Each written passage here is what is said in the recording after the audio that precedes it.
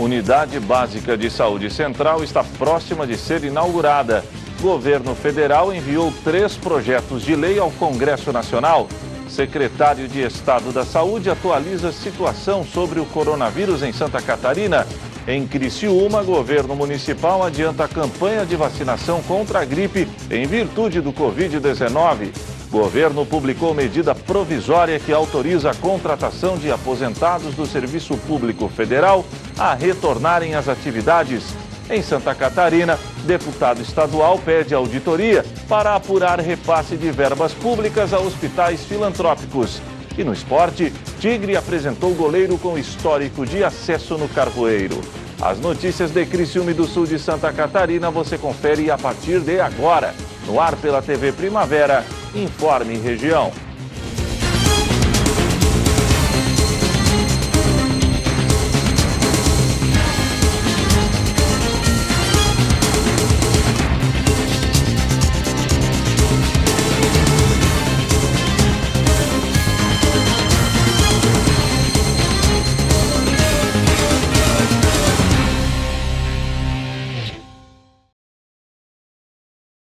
Hoje, quarta-feira, dia 4 de março de 2020. Para você que sintoniza a tela da TV Primavera, boa noite. A Unidade Básica de Saúde do Centro de Criciúma está muito próxima de ser inaugurada. Quem confirma a informação é o secretário de Saúde do município, Acélio Casagrande. A nova Unidade Básica de Saúde de Criciúma já tem data para ser inaugurada. Até o fim do mês de março, o espaço deve ser aberto e passa a atender a população em uma estrutura mais ampla e equipada do que a que atende hoje os serviços na área central da cidade. Localizada na Rua João Pessoa, a unidade vai substituir a que fica em frente ao Hospital São José. Na reta final, estamos na fase de mobília e de equipamentos, né? Nós temos todas as condições para ainda nesse mês de março transferir já os serviços que hoje são feitos na unidade próxima ao Hospital São José, e de um laboratório de ponta, um laboratório moderno, um laboratório com todas as condições de triplicar o número de atendimentos. Então, a unidade do centro, com certeza, durante ainda esse mês de março, estará em atividade. A nova unidade vai absorver todos os atendimentos realizados hoje na unidade do centro e oferecer ainda outros serviços. Todos os serviços que estão lá, laboratório, atendimentos clínicos, fisioterapeuta, todos serão transferidos para ali.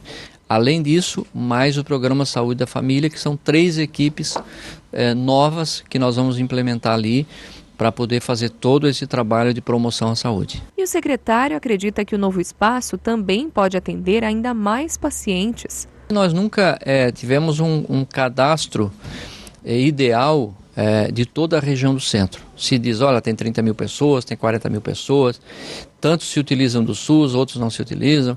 Então, o primeiro momento vai ser um momento de organização da demanda. Então, são 30, 40 mil pessoas, é uma cidade, na verdade, né, para atender dentro de uma unidade única.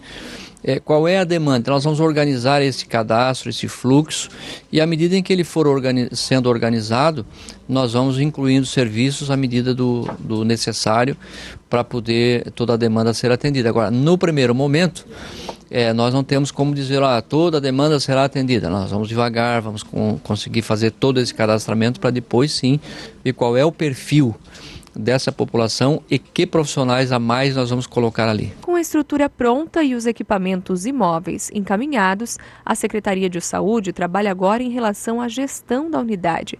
A responsabilidade pelo espaço é da Secretaria de Saúde, mas existe a possibilidade de terceirizar os serviços com uma gestão compartilhada. O primeiro momento, como eu disse, é organizar e entender que perfil e que demanda é essa.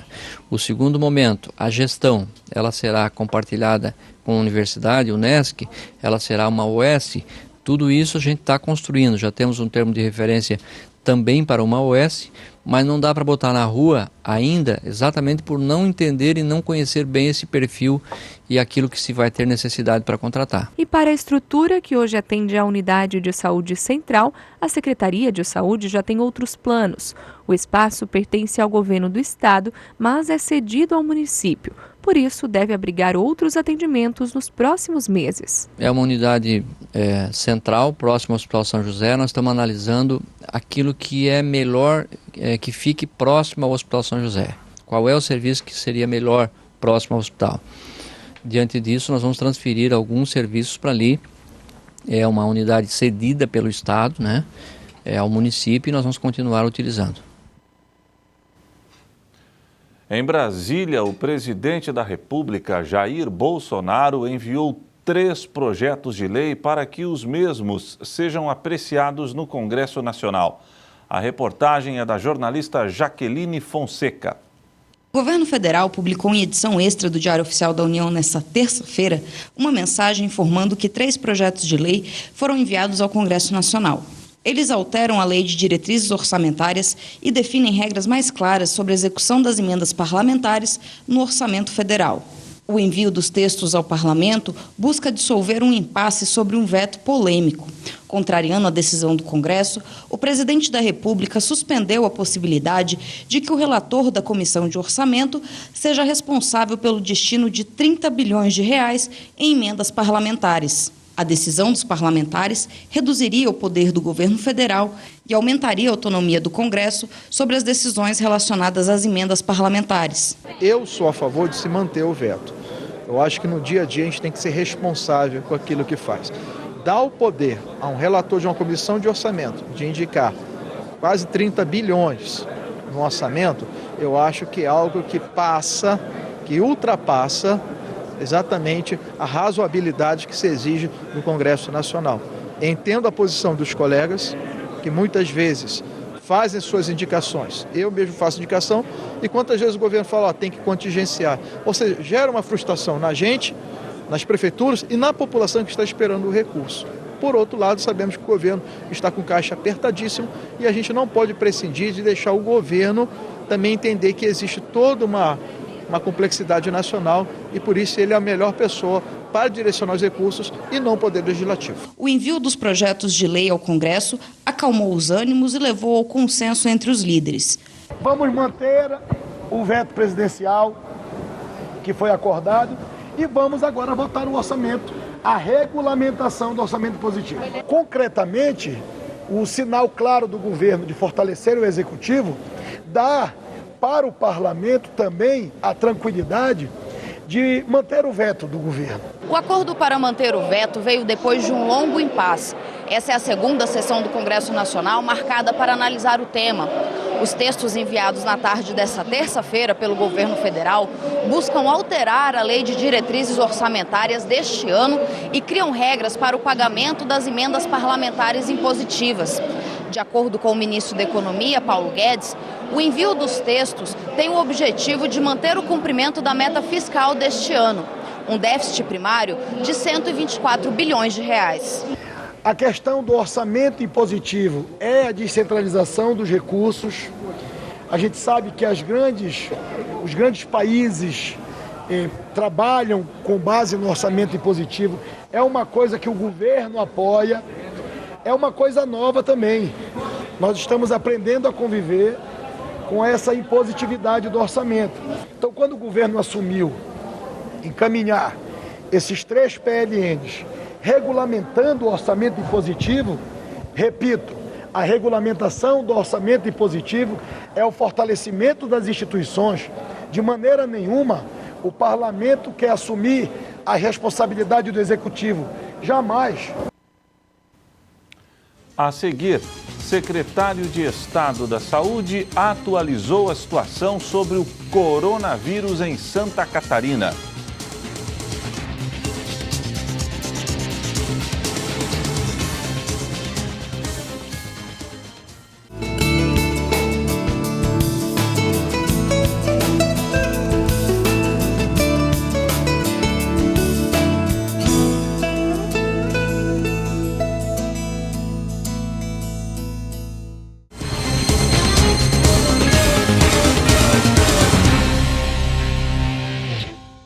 O secretário de Estado de Saúde, Elton de Souza Zeferino, concedeu entrevista coletiva sobre a situação do coronavírus aqui no estado.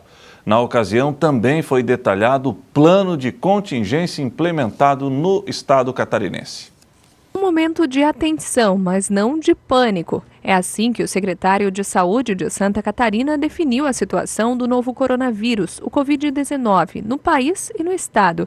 Em uma entrevista coletiva concedida nesta quarta-feira, ele ressaltou que Santa Catarina segue o protocolo estabelecido pelo Ministério da Saúde. Nós temos hoje os casos suspeitos, que são orientados para ficar em suas residências, para que nós não tenhamos aí a disseminação do vírus, se eles forem diagnosticados como positivos para a Covid-19, e também, obviamente, para que nós tenhamos aí neste momento, que é o tratamento que já está sendo estabelecido a nível mundial, aqueles quadros que são os quadros gripais mais leves, são tratados em residências com sintomáticos, e depois que esse período de sintomas ele acaba recrudescendo, eles voltam para o convívio natural e vida que segue. E ele reforça que o Estado tem um plano de contingência implementado para diminuir os riscos e impactos da doença na população. Nosso plano de contingência, nós saímos do nível 1, que seria o nível de alerta, e estamos agora no nível de risco iminente. O que é o risco iminente? Sempre que nós temos dentro do território nacional o diagnóstico de um caso de coronavírus confirmado, nós já temos 2, e obviamente este risco iminente é o quê? Risco iminente de que este vírus passe a ter circulação local em território brasileiro.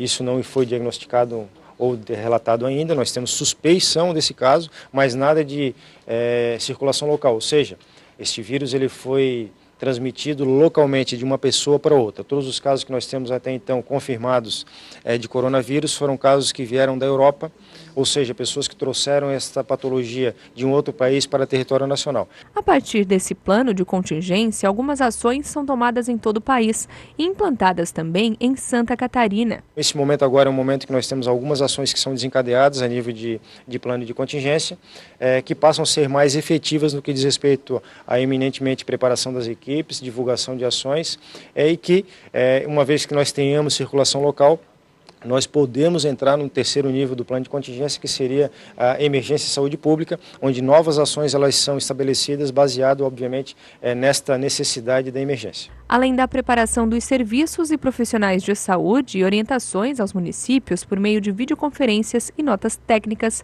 a Secretaria da Saúde também reforça a divulgação de ações de prevenção à população. Nós vivemos hoje no território brasileiro e no território catarinense, por consequência, um momento de atenção. Então, as pessoas não precisam ter pânico, não há necessidade alguma das pessoas transitarem em vias públicas ou locais de reunião de público com máscaras. Isso não tem efetividade alguma nesse momento. O que nós recomendamos, sim, é que as pessoas passem a ter a etiqueta respiratória, passem a proteger o seu rosto no momento que vão tossir ou espirrar, especialmente com lenços de papel. Se ele não tiver lenço de papel, use o anteparo do antebraço, cotovelo, essa região que é sempre efetiva. Tem o hábito de lavar as mãos algumas vezes ao dia. Isso é o que nos causa realmente uma contenção nessa disseminação de vírus, sejam eles vírus respiratórios comuns que já circulam dentro do território nacional ou o próprio Covid-19, que é algo que nós estamos ainda avaliando se ele está ou não circulando. O estado tem atualmente 43 casos suspeitos sendo avaliados, segundo dados divulgados nesta quarta-feira. As informações são atualizadas na plataforma IVES do Ministério da Saúde, fonte oficial e responsável pela compilação dos casos suspeitos no país. As atualizações podem ser conferidas no site www.saude.sc.gov.br/coronavírus. Para deixar a população clara, nós não temos nenhum caso confirmado dentro do estado catarinense. As únicas confirmações são o estado de São Paulo, que são duas confirmações. Os demais pacientes estão apenas em período de investigação. Dentro do território catarinense, hoje, 43 casos que estão sendo investigados. Em Criciúma, o governo municipal confirmou a antecipação da campanha de vacinação contra a gripe. A ação foi adotada em virtude do Covid-19. Campanha Nacional de Vacinação contra a Influenza terá início no dia 23 de março em todo o país. Segundo o Ministério da Saúde, a ação foi antecipada como estratégia de diminuir a quantidade de pessoas com gripe durante o inverno. De acordo com o ministro da Saúde, Luiz Henrique Mandetta, mesmo que a vacina não apresente eficácia contra o coronavírus, é uma forma de auxiliar os profissionais da saúde a descartarem as influenzas na triagem e acelerarem o diagnóstico para o coronavírus. Para a campanha, o Instituto Butantan produziu 75 milhões de doses que previnem contra os 3 tipos de vírus influenza que mais circularam no ano anterior. A campanha acontecerá em âmbito nacional, como as anteriores. A vacinação será feita em etapas. Primeiro, devem ser vacinadas gestantes, crianças de até 6 anos e mulheres de até 45 dias após o parto. Depois serão os idosos e logo após, na terceira etapa, os demais grupos, como os profissionais de saúde e de forças de segurança. O governo federal publicou uma medida provisória que autoriza a contratação de aposentados do Serviço Público Federal a retornarem às atividades. O objetivo é principalmente desafogar o atendimento no INSS. A medida provisória publicada nesta segunda-feira no Diário Oficial da União altera leis que tratam de contratações no Serviço Público Federal. A principal mudança é a possibilidade de contratar por até 4 anos trabalhadores federais aposentados. No entanto, essas contratações só poderão ser feitas em caráter excepcional.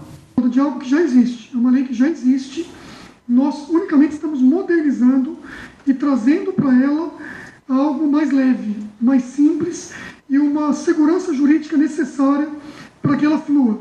Eu vejo isso como um meio para se atingir um fim específico do momento.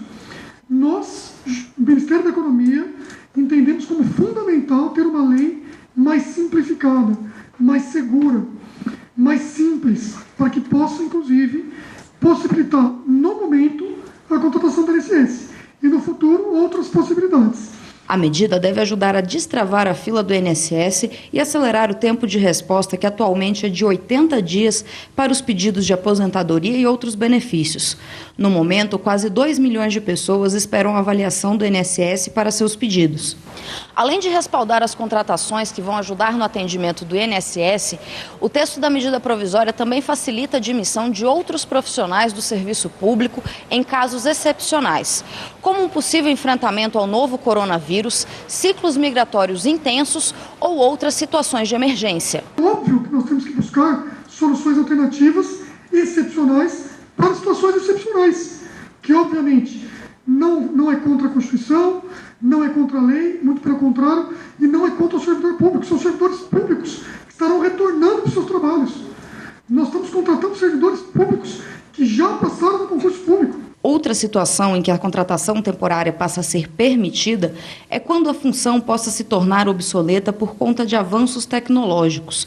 Um decreto será publicado para regulamentar quais são essas profissões. Países do mundo desenvolvido que estão prevendo nas suas legislações da administração de pessoas do setor público esse quesito da obsolescência. A França é um exemplo, o Canadá é outro. Então, é algo que a gente procurou estudar lá fora, entender, e estamos nesse processo de aprendizado e construção para construir e colocar o Brasil num patamar comparável ao que é melhores práticas de mundo. E só um detalhe, em relação tanto a do INSS, como a questão das atividades que estão em obsolescência, hoje a lei da terceirização já permite você contratar servidores para atividade fim. Você poderia contratar em qualquer área terceirizados para fazer atividade fim. E não é isso que está se buscando. Está se buscando exatamente o contrário. Valorizar o servidor público. Para aquelas atividades excepcionais ou para aquelas atividades que estão sob risco de se tornar obsoletas, você contrata servidor temporário, seja aposentado, seja por um processo seletivo, mas é servidor público, não é terceirizado. A convocação será feita por meio de um edital que definirá o tempo de serviço prestado, os critérios de classificação e as hipóteses de rescisão. O pagamento terá uma parcela fixa e uma variável, de acordo com o rendimento do servidor. Não poderão participar aqueles que foram aposentados por invalidez ou que tenham a partir de 75 anos. A medida provisória já está valendo, mas precisa ser aprovada pelo Congresso Nacional, primeiro em uma comissão mista formada por senadores e deputados e depois nos plenários da Câmara e do Senado. Nós temos que olhar esse MP como instrumento de gestão que faz bem para o Brasil, que diminui o custo do Estado e dá a oportunidade de trazer, dentro do juízo de oportunidade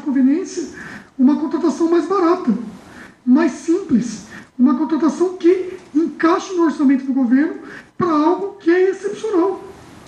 Então nós criamos um mecanismo que é moderno, que o mundo inteiro já tem, para poder fazer frente a situações excepcionais.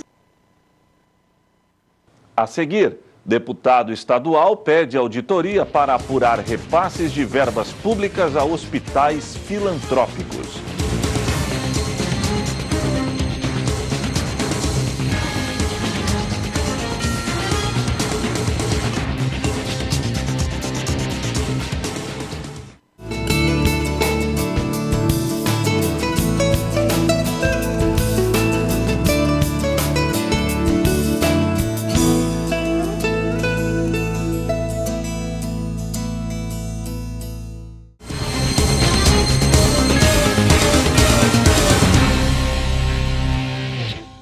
O deputado estadual Laércio Schuster está pedindo uma auditoria para apurar repasse de verbas públicas a hospitais filantrópicos. Acompanhe. O deputado Laércio Schuster enviou requerimento ao Tribunal de Contas do Estado pedindo realização de auditoria para averiguar se o governo catarinense está repassando aos hospitais filantrópicos a verba prevista em lei. Uma emenda parlamentar incluída no Orçamento do Estado de 2019 prevê que parte dos recursos do Fundo Estadual da Saúde deve ser repassada a essas instituições. De acordo com a emenda, promulgada em abril, pelo menos 10% da parcela do fundo destinada a outras despesas correntes seriam direcionados ao custeio administrativo e operacional dos hospitais filantrópicos.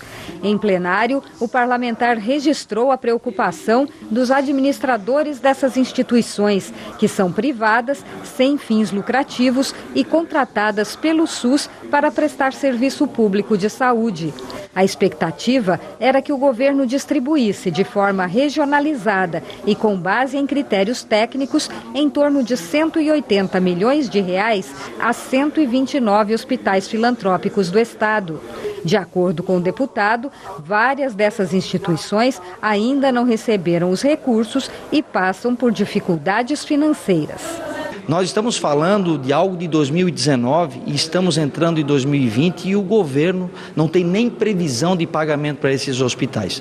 Por isso que uma das ações nossas enquanto parlamentar é justamente requerer, ao Tribunal de Contas do Estado que faça uma auditoria nas contas da saúde, principalmente desse artigo da Lei dos Hospitais Filantrópicos, para que diga e que ele possa ver se o governo do estado está cumprindo ou não a lei, Eu acho que é uma forma que nós podemos, enquanto parlamentar, darmos resposta às pessoas que estão lá, principalmente nas pequenas cidades, lutando para manter a porta dos hospitais abertos, com dificuldades na esperança, de poder receber esses recursos de uma lei aprovada pelo Parlamento catarinense. Agora o esporte. Em meio à crise, o Criciúma voltou a treinar no Centro de Treinamentos Antenor Angeloni. Para espantar a má fase, uma novidade. Um goleiro que já foi herói no passado volta para novamente tentar colocar o Tigre na Série B. Há 10 anos ele foi um dos protagonistas do acesso do Tigre à Série B do Campeonato Brasileiro. De volta ao Carvoeiro, Agenor sabe bem os caminhos das pedras e pretende usar a mesma fórmula para que o tricolor deixe a Série C para trás, bem rapidinho. Passa um filme na minha cabeça, Afinal de contas, em 10 anos mudou muito esse clube, Subiu até a Série A, hoje está na Série C. Mas eu venho com a mesma motivação, com a mesma disposição que em 2010 eu pedi ao Internacional para vir ao Criciúma. Hoje eu venho numa condição diferente, já mais rodado, mas com a mesma motivação de subir esse time novamente, Claro que existe a comparação, de estar voltando na Série C aqui, Mas eu fico feliz, eu comprei a ideia do clube e acho que esse clube merece sim estar numa condição melhor, pela estrutura que teve, pela torcida que tem, que é fanática, pela cidade que tem. Eu acho que juntos a gente pode fazer a diferença aqui. Mas diferente de 2010, onde era unanimidade entre os torcedores, hoje a Agenor vai precisar brigar por posição no time com o atual titular da camisa 1 Carvoeira. E olha que Paulo Genesini tem moral com a galera. Olha, o Paulo, eu conheço ele desde a época do Inter, A gente já não é porque eu vim aqui, mas a gente já nos falava já nesses outros anos, E o Paulo é um cara sempre que eu vejo potencial nele, desde a base do Inter, agora ele vem confirmando aqui no Criciúma. Ano passado a oportunidade que teve correspondeu à altura. Eu acho que isso quem ganha é só o Criciúma, não vai ser eu ou o Paulo que vai dizer quem tem que jogar, isso vai ser o treinador. E eu acho que quem vai ganhar é o Criciúma e é esse o objetivo, pensar no Criciúma e não no Agenor e não no Paulo. Ciente da atual condição do time e da péssima fase que o Tigre enfrenta nos gramados há algumas temporadas, Agenor mandou um recado para o torcedor. O que dá para falar para esse torcedor é acreditar ainda mais nesse clube, acreditar como eu acreditei. A gente não pode deixar esse clube que tem tamanha história, que já ganhou inúmeros títulos de expressão. Acho que juntos, torcida, imprensa, cidade, a gente tem que nos dar as mãos aí para erguer esse time aí. A gente sabe de toda a dificuldade que o clube vem passando, do que passou do ano passado para hoje. A gente sabe da dificuldade que é jogar uma Série C. Só que se todo mundo for começar a deixar de lado o Criciúma, a gente vai chegar no momento que a gente não vai ter mais o Criciúma. Então eu acho que a gente tem que nos dar as mãos, acreditar ainda mais nesse projeto que tem o Criciúma, independente das dificuldades, independente das críticas que elas sempre vão ter. Acho que juntos a gente tem que nos dar as mãos e botar esse time de volta onde merece. E o Informe Região desta quarta-feira fica por aqui. Para você, uma boa noite e até amanhã, se Deus assim permitir.